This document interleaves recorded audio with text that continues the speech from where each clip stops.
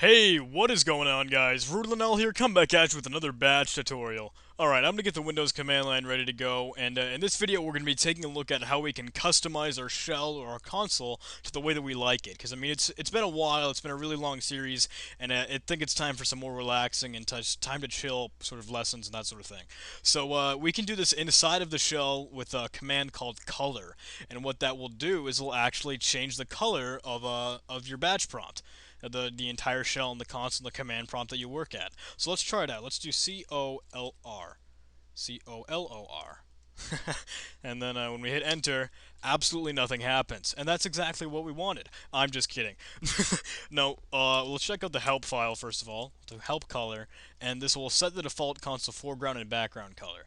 Now we can just use color, and the syntax has a command line argument or a parameter for the attribute, and the attribute is the attribute of the console output. So these are specified by two hexadecimal digits, and the first corresponds to the background, the second is the foreground. Now each digit can be any of the following values. So we've got 0 represents black, 1 is blue, 2 green, 3 aqua, 4 red, 5 purple, 6 yellow, 7 white, 8 gray, 9 light blue, A light green, B light aqua, C light red, D light purple, E light yellow, and F bright white. So we've got some pretty interesting stuff here, and we can mix these to make whatever we like. If no argument is given, the command restores the color to what it was when cmd.exe started. And it can also import this from the default color in the registry. If you guys are unaware of the registry, it's like this ginormous database pool where Windows or your operating system gets a lot of settings.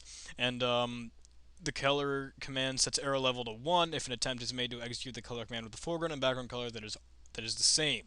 Now, that's something stupid, and you should never do that. And it'll actually just set the error level, and that's a environment variable that we can work with inside the batch script, so we can tell if you're trying to do something silly. And there's an example. Color FC produces light red on a bright white background. So we can check this out, because F means bright white, and that's the background, and C means red.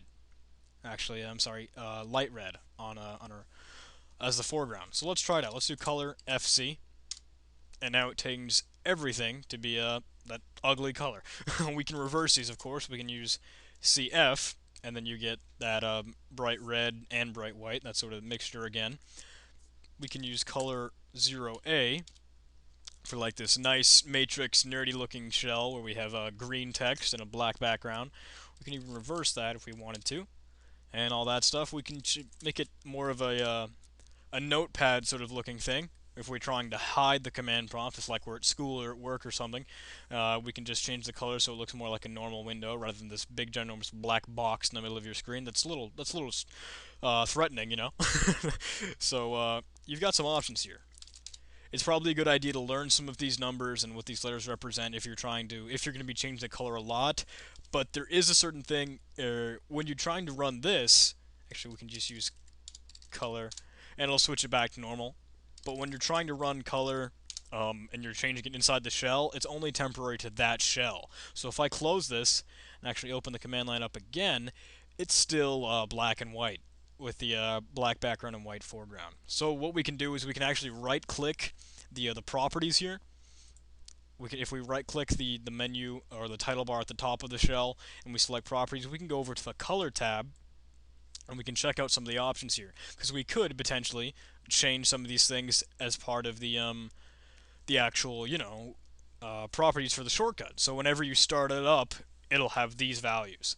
So I'm just going to set up that black and white thing that I did earlier, and the thing is, you can actually change the RGB or the red, green, and blue values for each color. So you can make something more red and more that sort of thing if you wanted to. You do have the option for that. You can see it's slowly changing down there, but I'm going to keep it 0. Now when I run this, it's still white and that sort of thing, but that's only going to stay for this shell. If I tried to run like cmd, because it's running it as a command, not as that shortcut that I've created down here, it's going to be sticking with those options. So what you can do, actually right-click on your desktop, or whenever you're trying to do something new, you can create a shortcut, and inside there you can have the location be the actual command that you're trying to run as if you were writing inside the shell, and that's CMD. So we can use CMD, we'll call it CMD, and if we do properties here, just like we were doing earlier, we can actually check out the colors and modify things just to be exactly how he wanted it. So this is all pretty similar to what we've just been doing, but there's more ways to do it that'll actually save the information. I can bring this down, and so now you can see you've got more colors here. So it's pretty versatile, but there is some quirks that you're gonna have to remember, just like anything in Batch. But there it is, guys.